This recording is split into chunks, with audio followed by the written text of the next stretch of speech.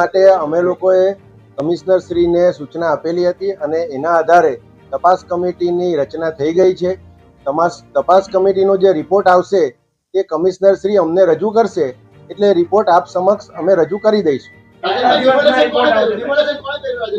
હું એ જ કહું છું, તપાસ કમિટીના માટે નિમાઈ ગઈ છે. આ હાઈકોર્ટ મેટર થઈ ગઈ છે. આના માટે હું હમણાં જવાબ આપી શકું તેમ નથી. આશીષ નાયકે કબૂલાત કરી છે કે અમે રોડ ખુલ્લો કરવા ગયા હતા, ભૂતિયા ડિમોલિશન નથી. આ વિડિયો શા માટે બનાવો? હું આપને એ જ કહેવા માંગુ છું કે જે તપાસ કમિટી નિમાઈ છે તેને શું પ્રોસિજર કરી છે, 2 થી 3 દિવસમાં આપ લોકોને કમિશનર શ્રી તરફથી એના માટેની માહિતી મળી જશે. કેમ કે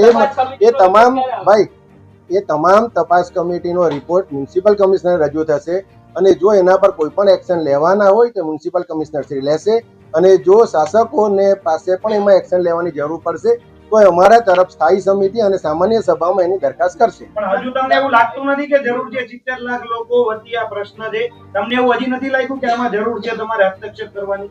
આમાં અમે હસ્તક્ષેપ કરીને જ તપાસ ચાલુ કરાવી છે, એ આપને ખબર જ છે.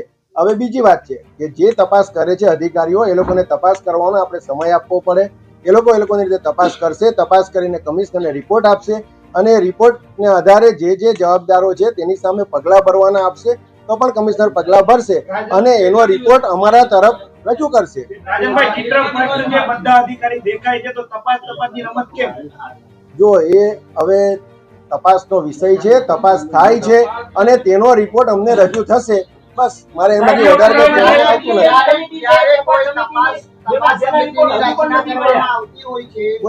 સમય મર્યાદા નક્કી કરવામાં આવતી હોય છે કે 3 કે દિન 5 ની અંદર આ તપાસ પૂર્ણ કરી અને અહેવાલ રિપોર્ટ સબમિટ કરવાનો હોય છે, તો આમાં સમય મર્યાદા શા માટે નક્કી ન કરવામાં આવી? તપાસ કમિટી મેં નથી નિમી.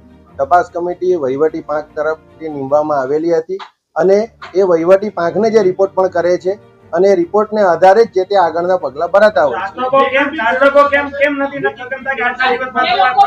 ત્યારે હું એ જ કહું છું, તપાસ કમિટીના રિપોર્ટના આધારે જે તથ્યો પર